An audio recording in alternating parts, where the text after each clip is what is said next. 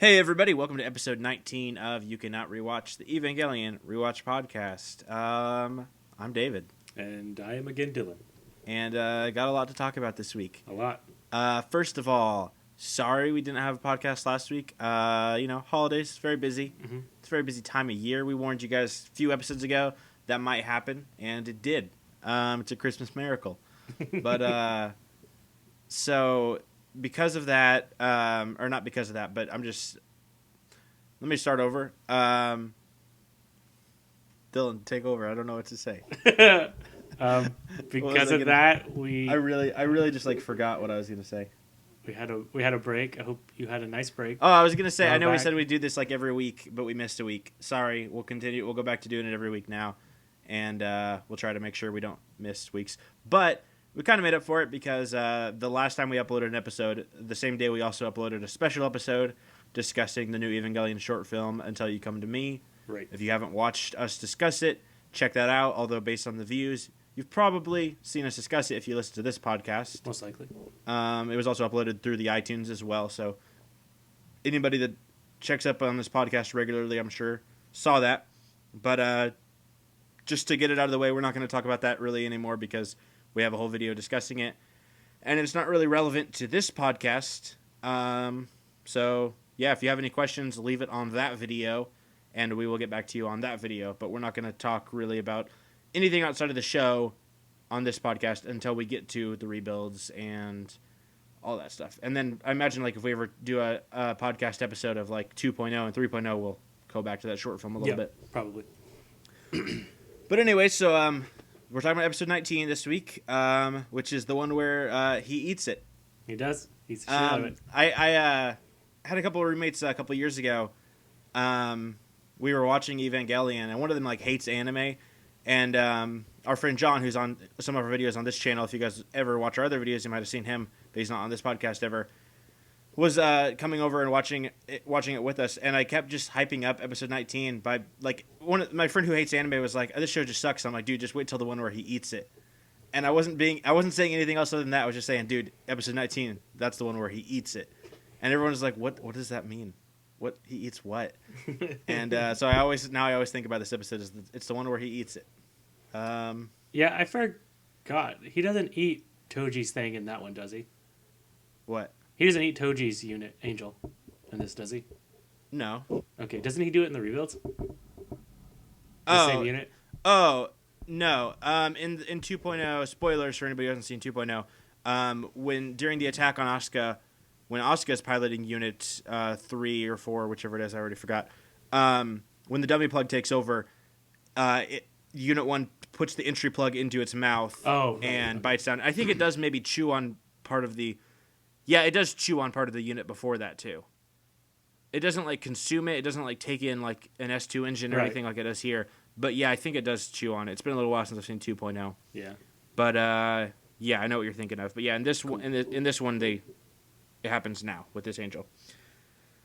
Anyways, though, so, yeah, it's that episode, so make sure you're familiar with that. Speaking of that, and, spoilers and stuff, that reminds me, somebody commented on the Reddit, I think, and said, I'm listening to this while I'm watching Evangelion for the first time. And I felt so bad. Not that it's my fault, it's that person's fault, but I'm glad he's watching it. Thanks. I'm glad he's watching it, but or I he feel or she, really whichever bad. it is, he or she.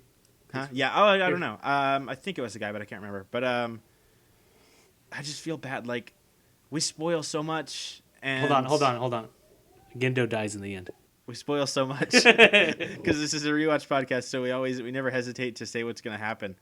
So I felt really bad. Maybe he's finished by now. I don't know if he wanted to wait for us to do stuff. Actually, I'm kind of glad we skipped a week because honestly, I feel like this episode, after all the stuff that happened in last week's episode, or not last week's, 2 weeks ago now from when we watched it, that stuff is so heavy with Toji. It's nice to kind of have a break because this one is so heavy as well.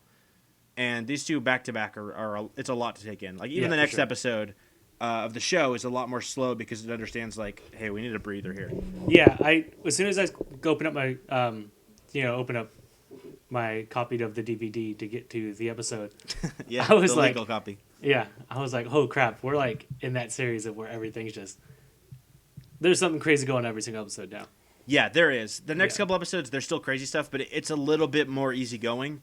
Yeah. And then we get to the end, and it's just a lot. But so with this episode, it starts out as a continuation from what happened last week or 2 weeks ago, episode 18. Shinji is obviously very upset and angry with what happened. He's still in Unit 1 and is refusing to come out. He is threatening to destroy half of Nerve HQ, or as much as he can, before his unit runs out. Last week we talked about how the Nerve staff reacted to Gendo's decision to activate the dummy plug, and the grotesquity, is that a word? Gruesomeness? Grotesqueness? Is grotesquity a word? I don't know. It is now. With how horrific all that was. But we also mentioned, surely the staff would be able to bounce back pretty quick and realize like the rationale behind that decision. And here we already see it right off the bat. It's they're very much like, Shinji, chill out, dude. He had to. Which shows that they trust Gendo, though they probably shouldn't. But and then Gendo's response is he won't even give Shinji the time of day to try to explain it to him. He just says he doesn't have time to deal with it, and they flood the cockpit with fluid or something. I don't know. LCL. Yeah, but the thing is, it already has LCL in there, so I don't understand.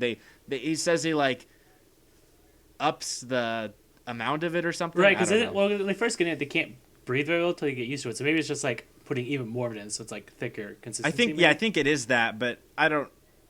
I mean, I guess I get it, but I don't know the exact specifics. Yeah, I'm not going to pretend to understand any of that science in that. Anyway, so then we cut to some like hospital scenes of Toji and Shinji. Real quick, outside the hospital rooms, Asuka and Rei are talking about the pilots, and Rei says she seems surprised that I think it was Shinji they're talking about, but she seems surprised that somebody would dream. Like she can't understand that, and Asuka's like, "What? Don't tell me you don't dream." Just a small thing, but a little interesting thing for Rei's character. Like, I mean, I would be willing to guess she probably has never had a dream or wouldn't understand what that's like based on her biology.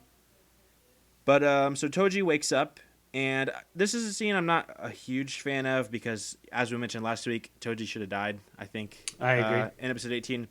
So this scene feels like a little bit of a thing that we didn't need, especially because I think, like we pointed out before, Toji doesn't end up doing anything for the rest of the show.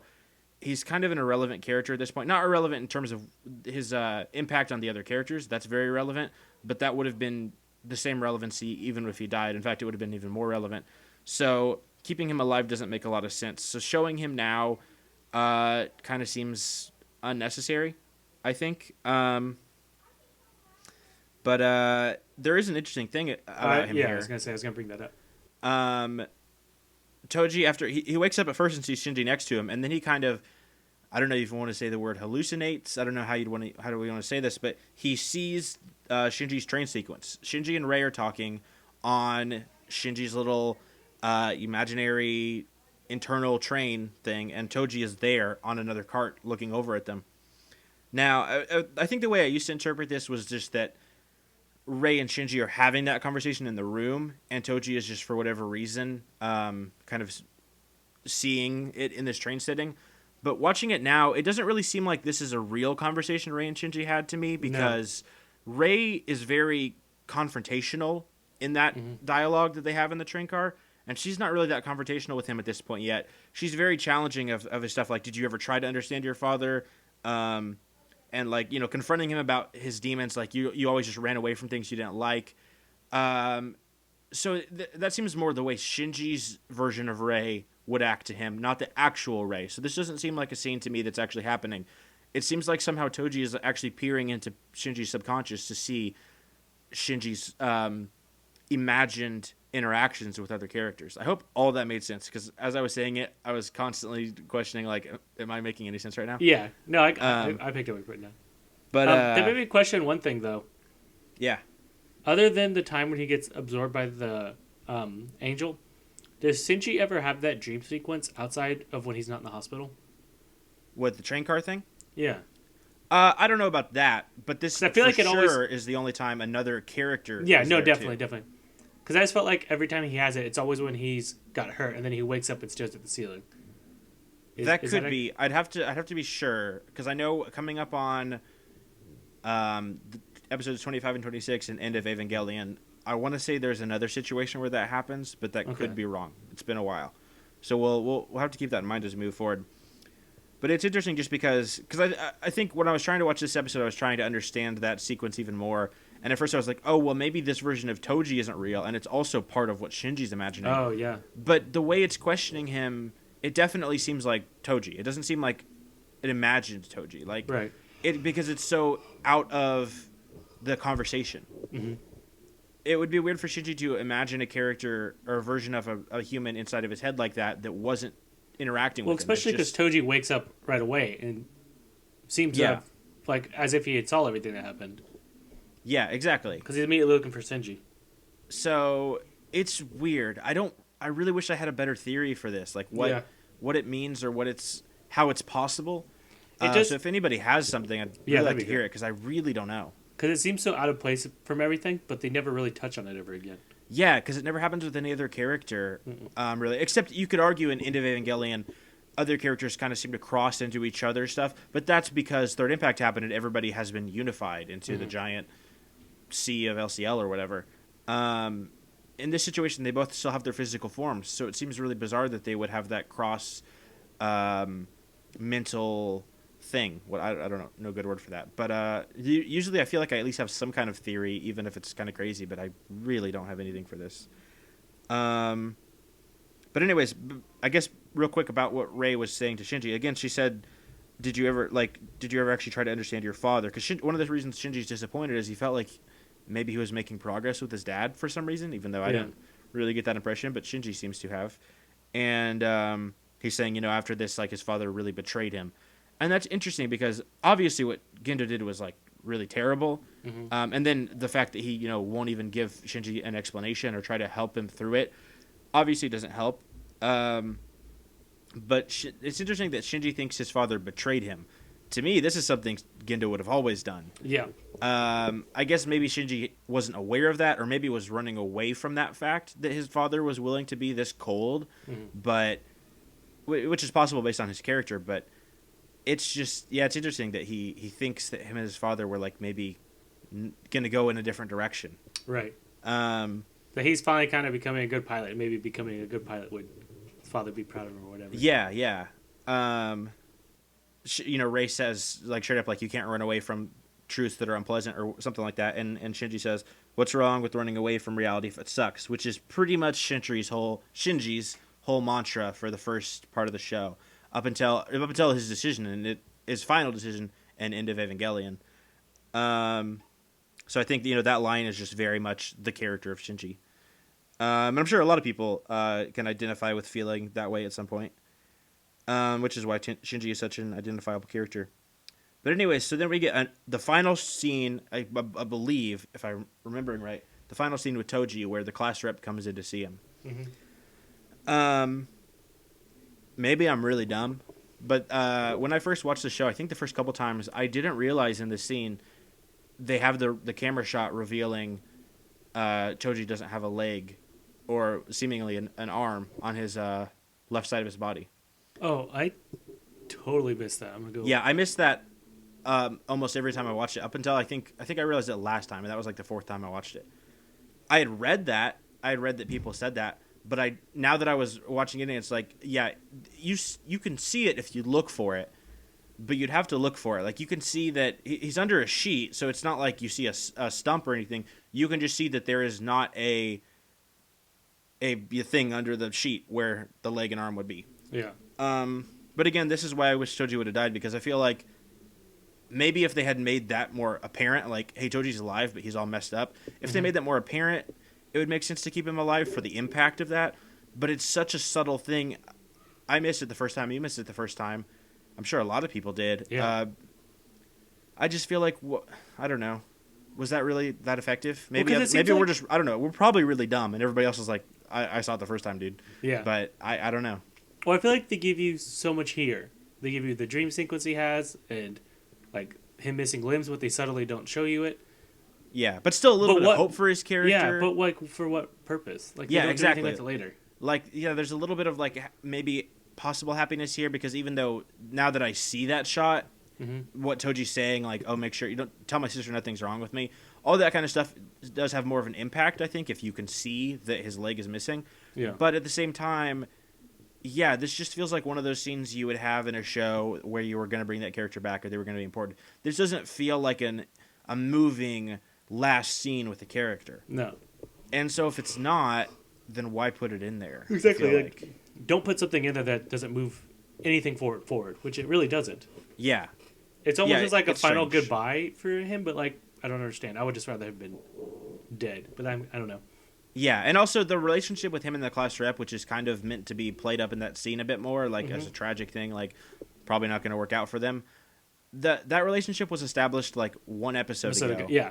And maybe at this point in the show you really like Toji's character. I don't think you cared about the class rep at this point in the show. No.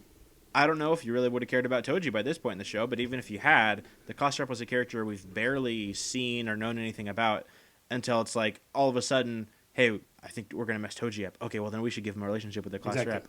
It's like, okay, don't do that. And you probably don't notice because you're watching the sub, but they make the class rep sound like such a hick, and I don't understand why. Yeah, yeah, she's got a weird voice in the dub. Like, why would you do that? Everybody has a weird voice in the dub. That's true. Though. Yeah, the sub, it all is just pretty much played Speaking the same. of weird voices in dub, I think this is kind of the point when Shinji's voice actor like really changes. Like, doesn't change people, but like his voice, how he does it is. I agree. Different. I remember reading this somewhere that maybe it was just what somebody thought, or maybe the actual voice actor said. Spike Spencer voices Shinji in the American dub, but it was somebody that was pointing out like it almost seems like for the first half of the show, he thought the character was a joke and voice acted him like he was a joke. Yeah, and made him like super whiny and whatever. And then it was like as he realized the importance of the show, he realized, oh, I should probably like do really serious. And that's one of the reasons I think he does actually. I think a good job in the rebuilds. Yes. Because he was almost like, hey, second chance. I'm not going to make it whiny and hated. I'm going to try to make it relatable and believable, but still kind of make it sound the same because that's already established. Right. No, I agree. I think a lot of people that have a problem with the dub, which is a lot of people, I think don't ever get past the first few episodes with the dub, which I understand. Sense. I get it. It's over half the show before the actors kind of settle into those characters. Mm-hmm. And that's a long time to watch a show where you really, really don't like the way they sound. No, yeah. But I really do think like when you get to the rebuilds, it's all really good. It sounds good. Yeah, because from this episode point, it's like it really fits the tone good too because it sounds like Shinji has matured the way he now voice acts it, which fits really, really well for this scene because for this whole episode because he's really is like, no, I'm done doing this Ava pilot shit. Yeah, I agree. Sounds good. Although, if we keep talking about that we like the dub, we're going to lose subscribers. So that's true. We're going to move on. Yeah, the dub sucks. Everything about it sucks. So, Toji does give a final request that, like I said, don't tell my sister that I'm all messed up. Which, again, doesn't mean anything if you didn't notice the leg. But I guess it's kind of a really sad line if you do notice it. Yeah. Because I think that's the one thing that is a little sad about it, just because even though we never met his sister in the show, we'll get to more about that later, of course. But in the show, we never meet his sister. But it's still pretty sad, even if he had died or just lost the leg. It's just sad. It's just like, what happens to his sister? Like, nothing good is going to happen to her now since he was the only one taking care of her. Speaking, I don't know if this means anything, not to get on another tangent, but this episode's real about like amputation a lot. I guess it kind of is. I hadn't really thought about that. Masato's arms missing or whatever, then or not missing, but her. But yeah, it's damaged. Asuka loses both her arms. Fucking Ray's unit is still without an arm. Shinji's unit's without an arm. I hadn't really thought about that. Really weird. That is really weird. And Shinji is the one unit that is able to replace that. Yeah. That's interesting. I wonder if that is meant to be symbolic or if it just happened that with all the chaos of the action, that was all just coincidental. But that does seem like a lot of coincidences. It does, yeah. I've never thought about that. So it's a good point. So anyways, then Shinji is brought to Gendo to try to explain or give an excuse for his actions, and Shinji just very calmly says that he wants to leave. It's interesting to see Shinji in this scene, I think, because there's like no emotion there. It's not anger. It's not sorrow. It's not whininess. It is just straight up like, I'm going to go. I'm gonna go now. So goodbye. And it's interesting because it's almost like Gendo. Like he's almost acting like Gendo in this scene, I feel like. Yeah. He's very absolute and decided and confident in his decision. There is none of that. Like you said, he more matures in this episode. There is none of that schoolboy uncertainty. It's a really interesting scene. Because, I mean, Gendo responds the same way. You know, he just says, leave. I love the line when Gendo's like, I'm this will probably be the last time we meet. And then Shinji just like, that's what I'm planning on. Yeah, that's good. That's like pretty sweet. It's pretty dope. And then as Shinji is leaving, we hear Gendo calling somebody, probably Fuyutsuki, and just saying, set up Rei with Unit 1. Which, you know, just further establishes Unit 1's importance. But anyway, so then Misato and Shinji have their quote-unquote goodbye talk, where Misato kind of says that she's sorry for trying to live vicariously through Shinji and use him as a tool for her vengeance. And I think, you know, that scene reveals a lot more about her character. And Shinji is just very much still the same as he was in the scene before. Like, he's not getting emotional. He's not having a sad goodbye. He's just ready to leave. And Misato says that's the real Shinji talking.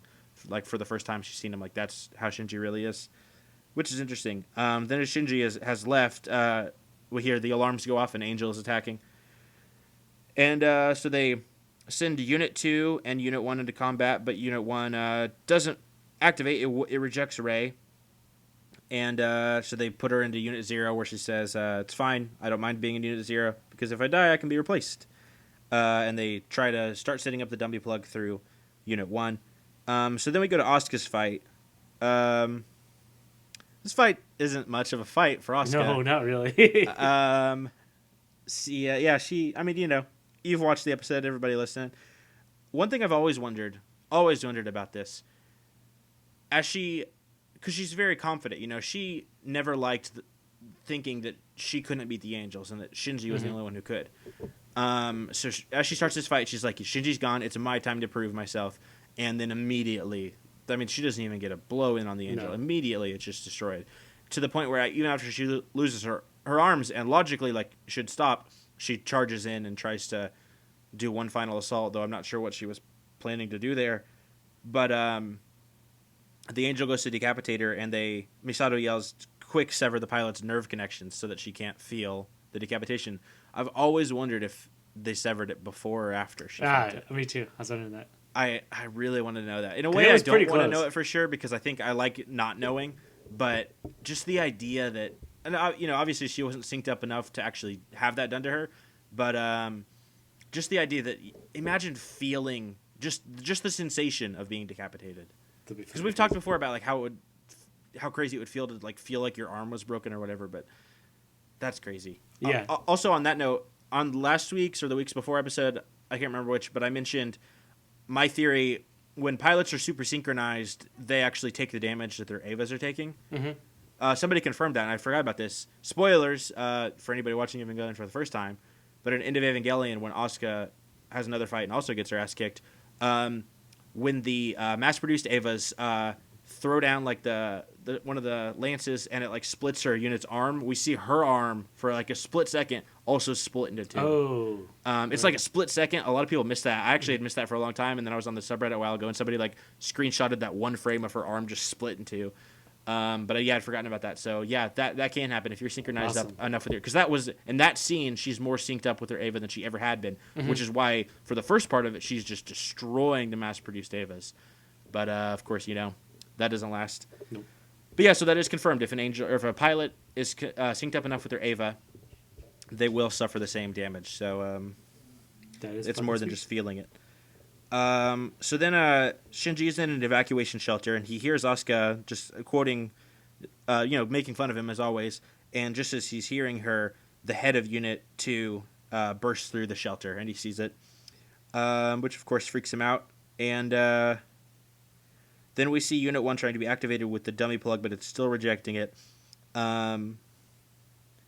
Which of course is just because of everything that happened. Unit 1 is, Shinji's mom is inside of Unit 1, and now it will only allow Shinji because it also has that, I think, if it can feel at this point, has that same feeling of Gendo betrayed us and Gendo used us because that's what Shinji felt when he was in there. Or something to that effect, you know? So then Shinji bumps into Kaji, who is very casually watering his Yeah, watermelons yeah, yeah. while this action is going on, saying, hey, if this if the angel wins, we all die anyways. So I could die running, or I could die here watering my watermelons.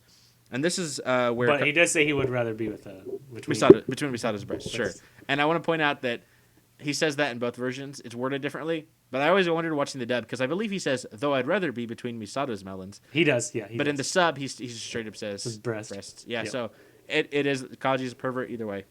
But Kaji actually tells Shinji about Third Impact that because he showed Misato a couple episodes ago what he claimed was Adam, which we know is actually Lilith, but he believes that's Adam, and he knows that if one of the angels ever comes into contact with Adam, Third Impact will initiate, and the angels will be the ones in control of it.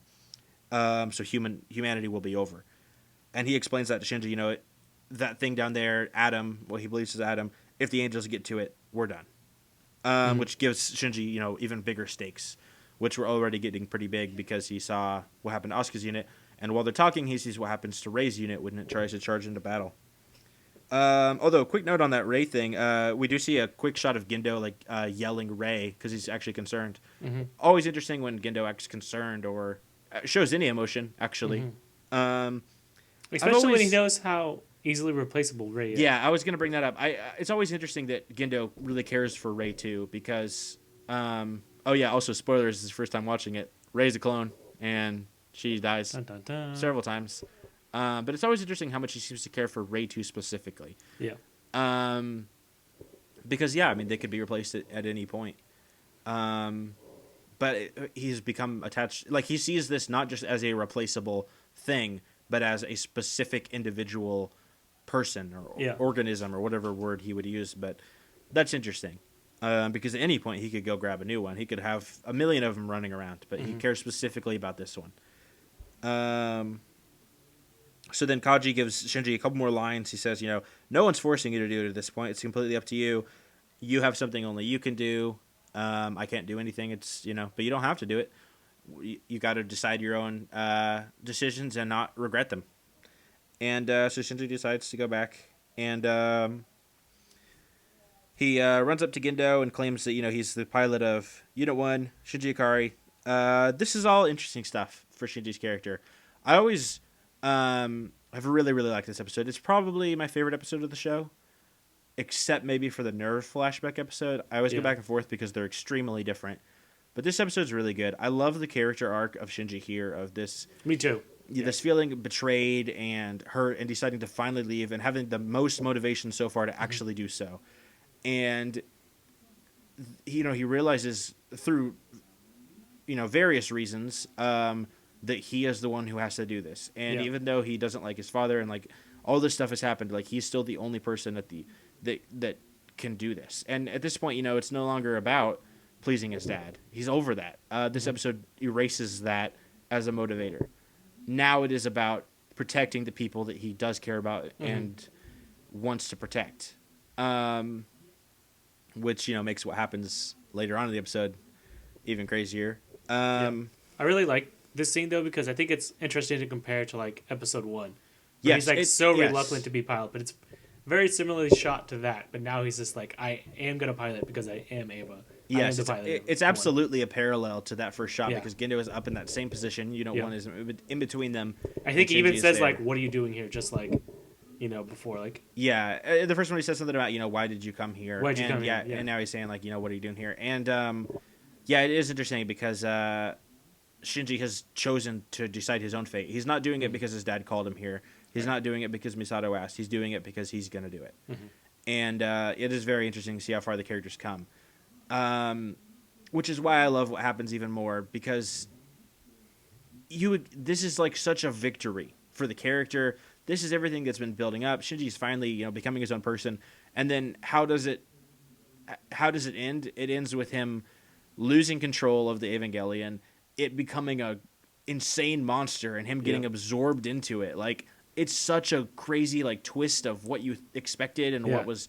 This is why Anno is such a great writer and storyteller, is because he puts you down a certain path, and then right as you're about to get there and everything has led you there, the path just like a hole opens up in it and you're dropped into like a whole nother dimension. It's you expect this to just be such a triumphant ending. Like Shinji will go and he'll save everyone, and he'll, after everything that happened last time with the dummy plug, now he's gonna be in control and he's gonna save the day, and that's not at all what happens. Instead, and that's so cool. Instead, like exactly what Shinji was fearing would happen, pretty much happened.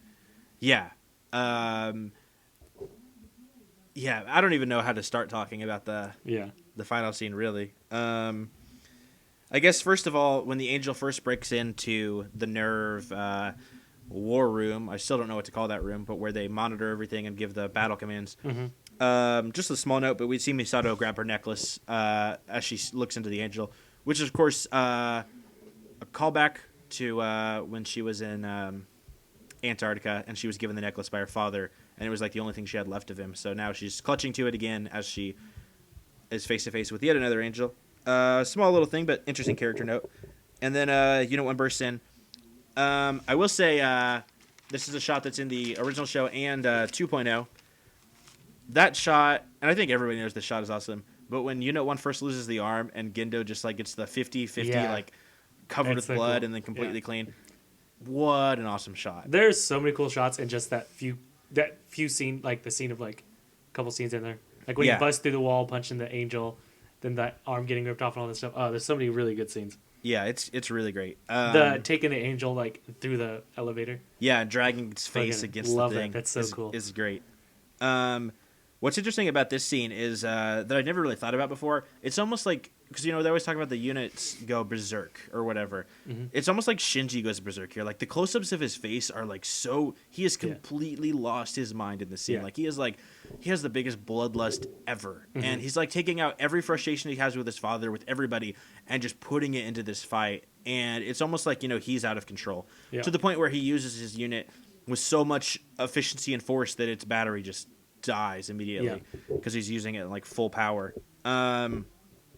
Which is, again, is another cool twist of just like, you think everybody's cheering for Shinji. Kind of, like in spoilers for the rebuilds, but in 2.0, Misato in the scene is actually literally cheering for Shinji. Yeah.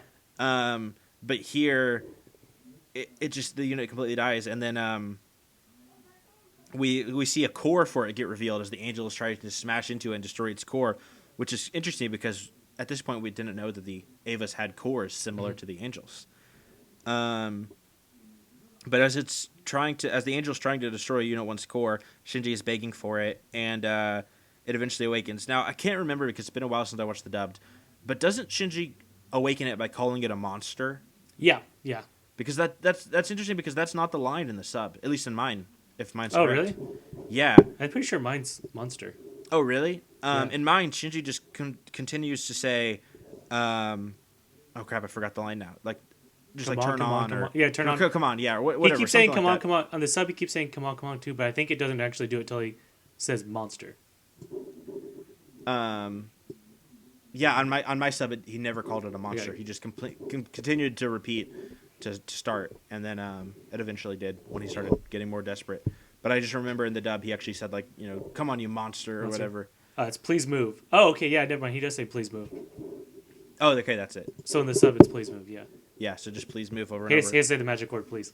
Oh, okay. Oh, yeah. It is his mom. Mom's got to teach a kid manners. Exactly. But anyway, so we see like a blue flame of like a heartbeat start up, and this is interesting too because we talked about last time that once Toji's unit is corrupted by the Angel, we never see Toji inside of it, and this is similar because once Unit 1 has reawakened.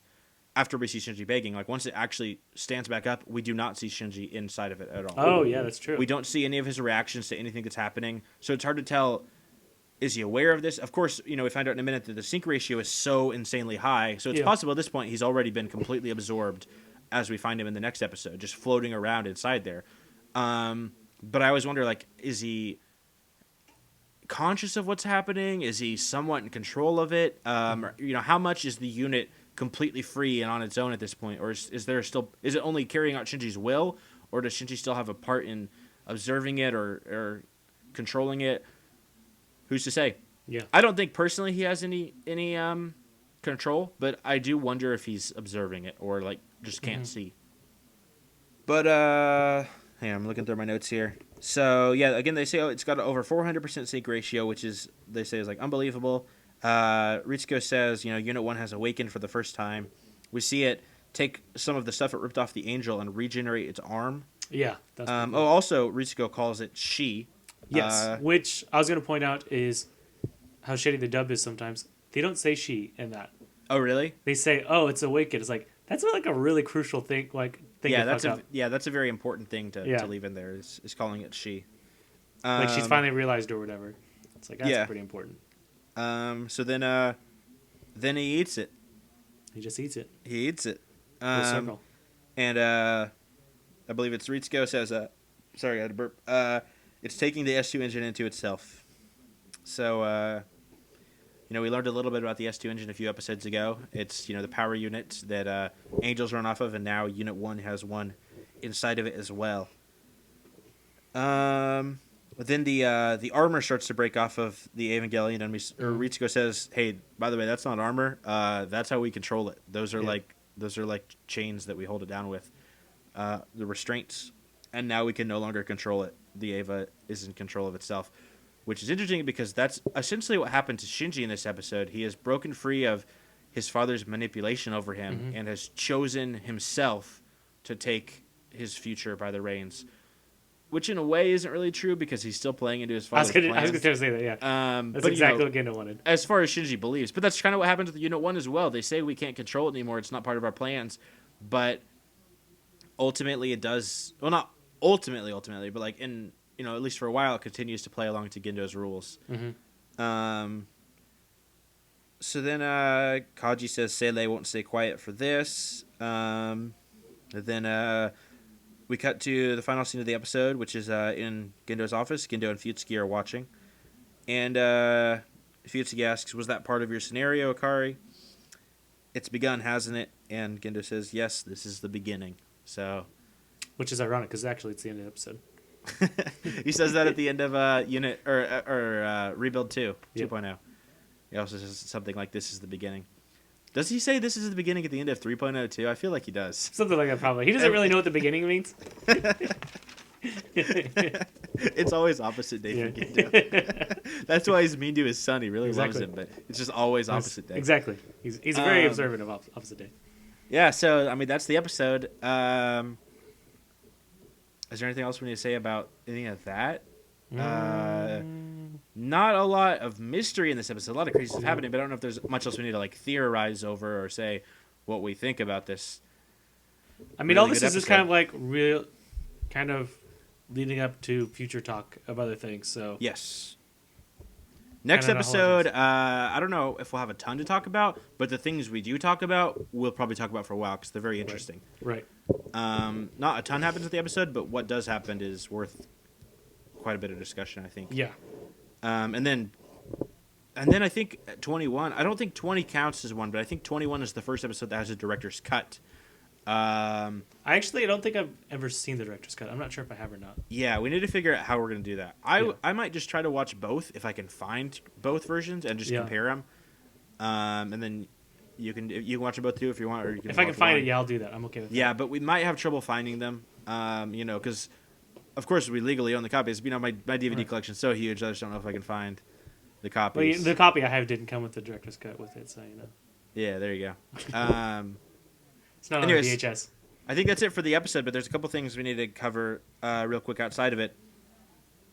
Man, now I feel really bad because I got a couple, it's been a couple weeks, so I've had a lot of comments from people, and I wrote down what they wanted us to talk about. I didn't write down anybody's name. I'm really sorry. I feel really bad. I tried to look it up, but again, we had a lot, and I don't know, because some of it was on Reddit, some of it was on YouTube comments. We got a message on YouTube, sometimes we get Twitter stuff, so I don't know. I can't look it up all right now, so I'm really sorry. I'll just say you know who you are. But somebody wanted us to talk about some of the criticism with Evangelion, because he said we've never really brought that up, that it seems like a lot of people are more critical of it and say it's overrated or I guess overrated is the best word. I don't know if there's another word that really applies, but it's just not really as great as people make it out. Almost like people make it out to seem like it's some kind of big philosophical thing, but it's really just a dumb show. Yeah. And which isn't our opinion. That's just we're saying some people seem to say, and I've definitely seen comments like that. Um, I kind of answered this person back in the comment. I think this was a YouTube comment, or whenever I replied to them, I kind of answered this back. I think a lot of that is just because Evangelion isn't a show that caters to people. No. And when you are a writer or a producer or director or whatever, and you don't give things that completely cater to your audience, you're going to get controversy and divisiveness. It happens with anything that is like that. Yeah, I was going to bring up Lost. Not that we want to talk about a whole nother show on here. Yeah. But and also we don't want to spoil the ending of Lost for anybody that hasn't seen it. But anybody who's on the internet ever knows people love to complain about the ending of Lost. We're not going to say what it was, but how could you not know that people are, on the fence about that? Well, how could you even expect to get fully satisfied with the ending of like something that would have so many years of payoff? It's like you can't expect everything, dude. Yeah. To happen. Yeah, definitely. But with that show specifically, it chose to end in a way that didn't just give everybody everything they wanted. Nope. And Evangelion is the same way. I remember when Lost ended, there were some people online that were saying like, "This is the most American version of Evangelion we'll ever get," which is interesting because they're very different shows, of course. Mm-hmm. But I do kind of agree because there are actually some similarities in the way that shows choose to end themselves. Yeah. Not necessarily in terms of plot, but in terms of the way they choose to present their endings to their audience. Right. I think there are some similarities. And that's why I love both shows. I don't mind an ending that is very open and crazy mm-hmm. and doesn't give me every single little thing. I don't need everything handed to me. That's why I don't like a lot of Hollywood movies that are like really big and stuff, because I don't want something that's just so simple. And that's okay sometimes. Like, I don't mind that sometimes. But if I really want to think about something and reflect on it, I need something a little more. I can watch movies like Terminator 2 where there's nothing to think about after the movie, and that's fine. But like, I remember when I saw Inception, and again, I don't want to spoil the ending of that, but credits rolled and half the theater started booing and like screaming like, "How could they end it like that? How could they cut us off?" And I was just like, that was the perfect ending. What else would you want? Yeah, I mean, did you want like text to appear on screen and be like, "And they all lived happily ever after," and everything was good, like really cheesy, and everything was resolved, and it's like, what? Okay. Leonardo DiCaprio went on to have his kids, and it's like, don't do it. I mean, same director, but when Dark Knight Rises came out, there was a lot of people also the same way, like, "Oh, it wasn't as good as the last one." Yeah, because this one asked more of you as a participant. I think I like endings that make you try and interpret, try and make you figure out yourself, because that way, no matter what in your mind, that was the ending you wanted. Rather, you can't be disappointed if they give you a definite ending you didn't want. If you kind of give you up to interpretation and think like, "Oh, okay, I can see that." And it makes it better to watch the movie again, get more out of it. Yeah, and it also creates a experience just for you. Mm-hmm. You get something out of that movie that nobody else did. And that is something you can't say about movies like The Avengers or shows even like Breaking Bad. I'm not going to criticize Breaking Bad forever, but I'm just bringing that up because we were talking about Lost ending, and everybody, when Breaking Bad ended, was like, "This is how you end a show." And that's, that's an ending that gives people exactly what you would expect. Yeah. And that's fine, again, sometimes. I don't mind that sometimes, but it's just like, when you do that, you're giving everybody the same thing. It's the safe bet. But when you choose to go above and beyond and give people something that's a little more out there, you're giving that person a unique experience with the show, a unique bond with it that other people won't get. Yeah. There are things that I think about in Evangelion that probably nobody else does, or maybe not even think about, but just feel about. I get certain feelings and emotions when I watch it that I imagine other people don't. And I think that's really interesting and unique. The reason why a lot of people don't like the show, or one of the big reasons, is because it doesn't give people exactly what they want. And also probably they might have watched the dub, and the voice acting is pretty goofy when the dub starts. Yeah. But I really think that's the main thing, is that it's something that challenges people, and they don't want that when they watch something. A lot of other anime, and specifically since this is an anime, we're kind of in that category. A lot of other anime that I've seen personally, ones that I hear people talk about all the time that I've seen, don't ever do that. I know a lot of people really love Full Metal Alchemist. It's okay, I think. I'm not going to talk trash on it. It's all right. But those endings are just... Or actually, there's two shows of Full Metal Alchemist. The first one and then Brotherhood. I like the original ending way better because even though it's kind of weird and is risky, it gives me something to like consider. Yeah. And the ending to Brotherhood was just like, oh, okay. Oh, so that's it. I don't know. I mean, I like that show a lot, but I agree that ending was like really lackluster. Yeah.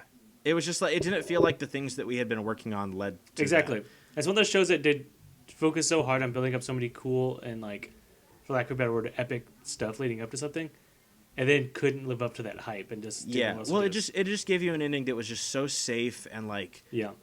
no risk, and it was just like I felt like this wasn't what we should have done. That's why I like the original show better. But anybody will tell you Brotherhood is better in every respect, and that's fine if you like it better. I'm just pointing out what people think when they watch shows like that. You know, another anime that everybody loves, Dragon Ball. I love Dragon Ball as well. I love Dragon Ball Z. Yeah. Obviously, we're not going to mention GT, but those shows are so safe though. Like, there's nothing risky about Dragon Ball, and that's not what it's trying to do. That's not the point of it. What I'm saying is, like, a lot of other popular shows that are like animes or even American shows or whatever, they just choose to play it safe. They're not as interesting, and if you like that, sometimes that's fine. But I think what people like about Evangelion is that it doesn't give you that, and in a lot of ways, Evangelion is metaphorical or representative of life, and the characters are, you know, even though Evangelion is a show about robots fighting and the end of the world or whatever, it's really about a kid growing up. Yeah. And going through different things, and it's all metaphors for that. You know, he's going through puberty, his first love interest, family interactions, going to school. Even the stuff in the show that's not part of that plot is meant to represent and be metaphorical of that. It's like the most fucked up coming of age tale. Yeah, exactly. And just like in life, it doesn't give you a nice little thing at the end, because your life isn't complete when you went from 14 to 16. That's not when your life ends. That's when, you know, like Gendo says, this is the beginning. Like, everything starts getting more complicated at that point. And since Evangelion chooses to do that as a show, it ends in a way that is very complicated and kind of unsettling. I don't know. I mean, that's what it tried to do, and it did it. And I just think that's why a lot of people have a problem with it, is they don't want to think that hard about something, and they don't want to put that much effort into it, I guess. It's the same thing as, like, when I was in high school and I thought I saw No Country for Old Men for the first time, and I thought, what a great ending that ends on a huge cliffhanger. And then I had friends literally tell me that Transformers was better, and I used to get in arguments with friends that I would say, Transformers, how could you think that was a good movie compared to No Country for Old Men, which won Best Picture? And everybody was just like, no, well, Transformers was just more fun. And it was just like, and everybody said, like, oh, the ending of No Country for Old Men sucked because it's just whatever. And it's like, Transformers is a movie about, like, President Bush jokes in 2007 and, like, robots pissing on each other. Sorry, this is going to turn into me criticizing Transformers, so we're going to move on. But I think I made my point. Like, people, general audiences, general opinion likes things that are very basic and simple. And if it is more than that, if it challenges them, if it makes them think, it's not going to be as popular, especially now. That used to be a little different. You used to have movies like 2001 Space Odyssey, become a huge success in terms of box office and critical reception. That's changed. That's a definitely movie changed. like that, if that came into theaters now, everybody would hate it. You know, even like recently we had Interstellar come into theaters, which Interstellar was fine. I enjoyed it, but it wasn't 2001. Even though it ended in kind of a crazier way, you can't do that anymore. Like, you can't be popular and do that anymore. People want something that is a nice little wrapped up package by the end that makes you feel all warm and fuzzy. And if you're not that, your movie's not going to be a success. Not that there aren't movies that are made like that or shows that are made like that, but that's why people have a problem with something like Evangelion. That's why even people are still having a problem with the rebuilds. People hated 3.0 because 2.0 was kind of a perfect anime movie. Like, everything worked out, not necessarily at the very end, but like characters were all better and nicer to each other. Asuka was like the way people always imagined her. Rei was more open and friendly, the way people always imagined her. It kind of gave the audience everything they wanted, which was on his plan, because in the next one he wanted to remove everything the audience wanted and tear it to shreds. I loved that, because to me, he was playing with that trope of giving everybody what they want and then just taking it away and being like, you don't get it now. And that's life. That's how Anno looks at life. That's how life works. Yeah. And so that's brilliant from a writing perspective. And he doesn't even, like, subtly do it. He just, like, it's the most extreme. Yeah. Like, I mean, the start of 3.0 is straight up just crapping on everything that you wanted to be in 3.0. Yeah. And I understand why people might have an issue with that. But at the same time, if you watched the original show, you had to know that at some point that was going to happen in some form. And I honestly I like the beginning of 3.0 because not even just the beginning, like the entire thing, the entire time was just like, what happened? Like, what on earth happened? I love the whole movie. Yeah, he was questioning it the entire It's great. time. Yeah. It's great. There are people who have legitimate criticism with it, and I totally understand. For me personally, what it did was really surprise me and become something that I never could have ever imagined, even from a show that had already surprised me beyond my wildest dreams. So I really liked it. And for me, I think we enjoy things differently than some people do. But for me, anytime something gives me more questions than I already had before, I like that because it gives me even more to think about. I do too, and that's I think what we always liked about Lost is it was always something we could talk about and discuss and wonder about. And by the end of it, when it's all said and done, even if we didn't get fulfilled with every answer on something, it was more fun to have spent years or weeks or however long discussing all of the possibilities. That was what was so fun by the end of it, was like, what could this all mean, rather than like just having it all handed to you by the end.